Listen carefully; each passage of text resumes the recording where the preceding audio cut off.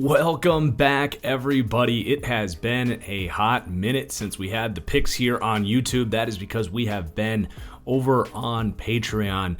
A reminder, if you want access to this weekly picks video every single week, you can get it on my Patreon. That's patreon.com/ThatFranchiseGuy. I want to thank everyone that has headed over for the exclusive content there to show your support on Patreon. Your support, literally, it pays my rent. It puts food in my belly. It helps me keep this channel going more than you know. So thank you, thank you, thank you. Let's get into the picks here on YouTube. We'll be back on Patreon next week. So week 8 was a little bit of a rough one. 1-8 on plays. Did lose on that Chargers bet at the very end, which skewed this to from 2-2 to 1-3. Still, though, on the season, very proud of my picks so far. I want to get that plays number up. We're 25-19. I want it to be a little bit better than that, but overall, we're picking 2-1. Bet the spread, we're 29-19, which is fantastic. Probably the thing I'm most proud of here, 8-4, picking upsets this year. Those are the most profitable bets out there, so to go 8-4 on those means we're having a good year. Even 5-4 on over-unders, and my confidence is being reflected by my accuracy as well. So really proud of the picks, hoping to keep it going, make it even better this week. I like the plays this week. So let's start with our first play of the week, and that is going to be the Thursday night football game, Green Bay at San Francisco. San Francisco just absolutely decimated by injuries. Quarterback out, running back out, tight end out, both receivers out, offensive line injuries, no Nick Bosa, no Richard Sherman. It is crazy how many injuries San Francisco is dealing with right now. Green Bay, much more healthy, is dealing with some difficulties at the running back position, which for most teams is completely insignificant, but for Green Bay, when your second, third, and fourth running backs are your second, third, and fourth best receivers, that can provide an issue. I do think Green Bay might struggle a little bit on the offensive side of the ball tonight, all things considered, but I really have a hard time seeing San Francisco coming out and basically winning this game the way they won the NFC Championship, which was through the ground. Without George Kittle, without the threat of these receivers, with Green Bay coming off a loss, Aaron Rodgers is inexplicably good coming off a loss in his career. I do think Green Bay is going to handle this game pretty well. Now, this spread started at 5. It's crept more and more over a touchdown in this one. I'm going to make this a play tonight, but right now you can buy a half point and get this back down to 7. I got it at 7 last night. I don't think this is going to be necessarily a blowout. I do think San Francisco has some success on the ground and keeps this thing interesting. So I would like to keep this within 7 points for the play. So buy that half point back, get it within 7, and that is the play. Green Bay over San Francisco. All right, then Seattle at Buffalo. This is going to be one of those games to me that is more fun to watch than to bet on. This should be a lot of offense in this game. I went back and forth on this one, honestly. I'm not willing to put much of a stake on this one. I'm going to take Russell Wilson in this one, 30-28, but I really could go have this going either way. I had Buffalo winning this originally and then flipped it. Same thing with Denver at Atlanta. Not a particularly interesting game. I will say to the Broncos fans that want to be higher in the power rankings, well, talk to Las Vegas, because they have you as 4-point underdogs at the Atlanta Falcons right now. Drew Lock, I know he's had some explosive plays, but man, he just is not a very good quarterback right now. I do think Atlanta wins this one. I don't think it really matters. I'm not going to be watching much of this game, so let's just move on. Chicago at Tennessee. A much more interesting game than Denver at Atlanta, much more playoff implications. Tennessee is playing with fire in that conference right now with the way Indianapolis is playing, so they know they need this win. I'm going to take them to win 23-17, but I really don't feel good about that. I do think that Chicago keeps this score down as they like to do. Tennessee's defense has not been all that great, so if Chicago can get a few good plays or if they can run the ball well, Jeffrey Simmons is questionable right now. That's a big factor as far as the run game for Chicago. So I do think this will be a close game. I think 6 points is too much. If I'd said bet anything on this game, if you were already leaning towards betting on Chicago as getting the 6 points in this one, I would not tell you not to do that. I think that's probably where the value is in this game. I'm just not comfortable betting Nick Foles, and Tennessee knows how much this game means. At the same time, though, Chicago's not going to let Derrick Henry come in and run all over him, I don't think. Then we have Baltimore at Indianapolis. It's one of the games of the week. They're only giving Baltimore 2 points in this game, and I'm going to take Baltimore getting that. Coming off the loss, Lamar Jackson can simply not play as bad as he played against Pittsburgh. I know they don't have Ronnie Stanley, but I don't love Indianapolis's pass rush. I do think DeForest Buckner will have a lot of success in this game and make the passing game difficult on Baltimore, but I like Baltimore coming off a loss. Indy is dealing with some injuries in their own right in this game. The biggest thing I'm looking for here is Baltimore getting after Phillip Rivers. They are going to blitz him like crazy. I don't think he's going to have the time to throw just because of pure numbers here. And when you look at that, I don't love Indianapolis's playmakers here. T.Y. Hilton is questionable at the moment. Phillip Rivers not the kind of guy that can elude a rush and make things happen. So, man, I like the way Baltimore's defense matches up quite a lot against Indianapolis. I think Rivers could throw 1 or 2 plus picks in this game that are backbreakers. So I'm going to take the Ravens 28-23. And then we have Carolina at Kansas City. Kansas City is playing so well right now. Carolina really laid a stinker on Thursday Night Football. I think that is going to put a bit of a pause on the hype for their season. I'm worried about a backdoor cover in this game, as you always are with these big spreads, and Carolina has a pretty good offense.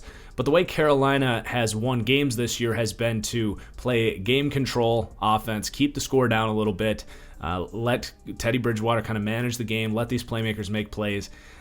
That's not the kind of game script that Kansas City is going to allow, especially with the secondary there in Carolina. I think Kansas City is going to come out hot and really pick up the pace early, and I don't think Carolina is going to fare very well. Always worried about that backdoor cover, which is why this is not going to be a play, but I am not worried about Kansas City winning this game, 34-21. Houston at Jacksonville. This game is gross. I'm just going to take the Texans and pretty much move on here. I don't know what these teams' motivations are at this point. Jake Luton will be starting for Jacksonville. I'm excited to see it. But yeah, man, probably not going to be tuning into this game too much. I'll take Houston 26-20. I don't see a whole lot of value there with the spread either. All right, Giants at Washington. I am going to take the New York Football Giants in this game. I was surprised by this spread. I think the Giants are a better football team than the Washington football team. I have them higher in my power rankings for a reason there. Yes, Daniel Jones will probably have a frustrating turnover in this game, but the Giants' offense is simply better than Washington's. They have some playmakers in there now with Sterling Shepard healthy. Golden Tate is healthy. I think they're going to be able to move the ball somewhat in this game. Washington's defense will show up, but I really like how the Giants' defense is playing, and I think Washington's really going to struggle to move the ball in this one. So I'm going to take the Giants 20-17. It's going to be an underdog pick. It's going to be a spread pick, a play this week. I don't bet on the Giants too often, but I was surprised by that spread right there with the Giants being underdogs. All right, then we have the Raiders at the Chargers. This was another spread that really surprised me. I would have assumed the Raiders would have been 3-4 point favorites in this game. Real Vegas seems to like the Chargers, making this a pick'em game. I disagree. I think the Raiders win this game. I've got them 28-23, and that's going to be a play this week. I like their consistency on offense better. I think they have the type of defense that flies around and keeps the score down. The Raiders are relatively healthy. I think they're going to get Trent Brown back this week. If Trent Brown isn't playing and Nick Bosa does play, maybe check in with me. Those are two kind of questionable decisions there that could sway some things. But for the most part, I do like the Raiders here, 28-23 with the play and the spread pick. Pittsburgh at Dallas. I think Pittsburgh beats the Cowboys into submission. I see no reason why that wouldn't happen outside of some fluky stuff, big plays, fumbles, that kind of stuff. You know, Pittsburgh is not a big play offense, but I do think they will beat down Dallas's front.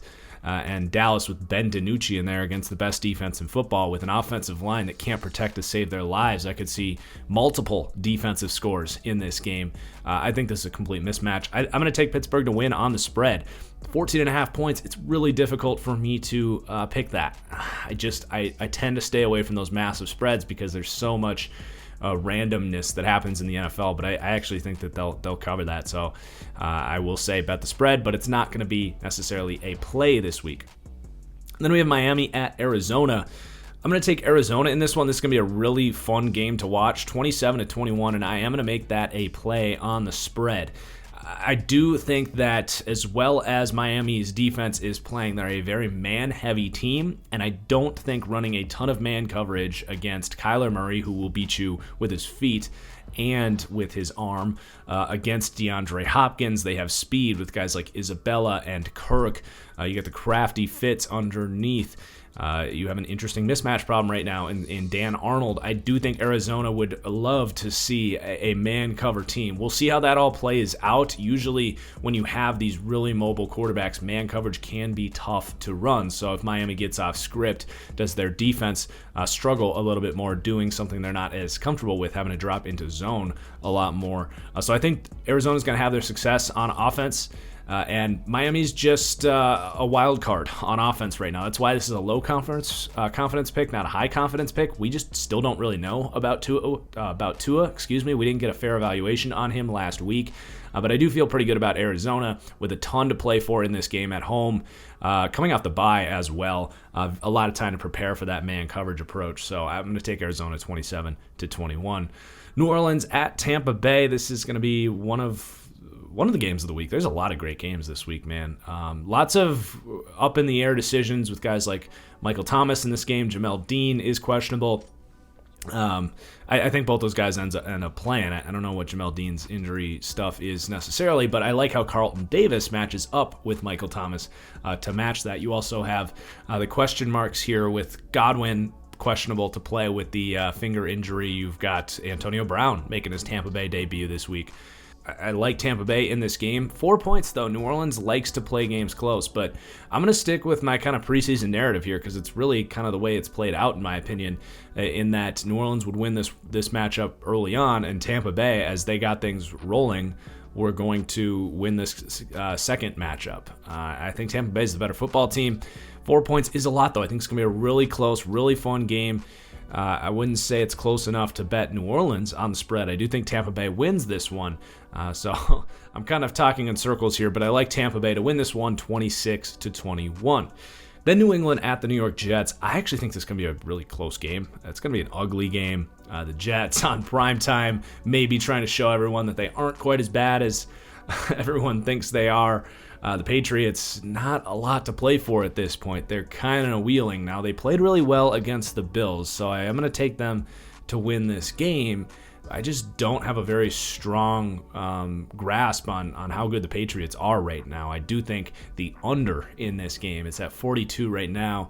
If you want to bet this game, is going to be the play. I think this is going to be a gross, disgusting game. The Jets defense actually playing pretty well, and inversely, the Patriots will know how to keep Sam Darnold off the scoreboard as well. So I'm going to take the Patriots, but I do think the 7.5 is quite a bit. The Jets are under the radar, playing a lot more competitive lately. Darnold, Mims, the defense, they've got like some things going relative to the Jets. It's not like the first 5-6 months, weeks of the season where they were just one of the worst teams ever.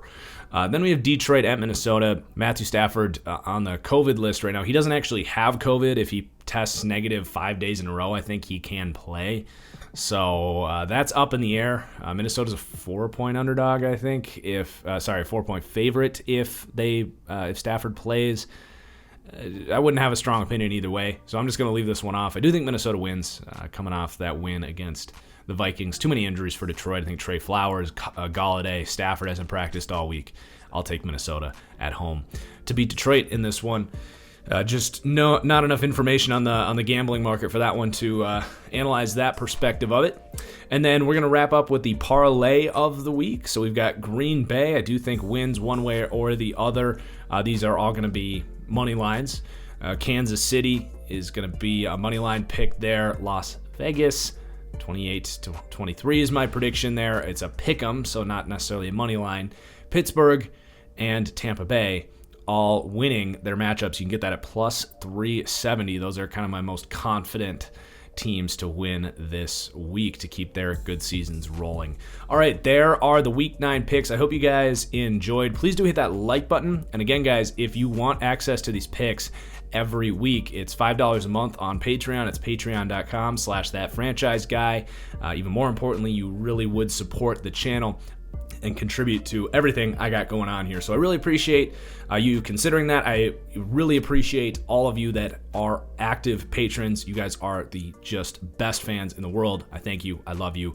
Cheers, guys. We'll see you tomorrow for Studs and Duds. Peace.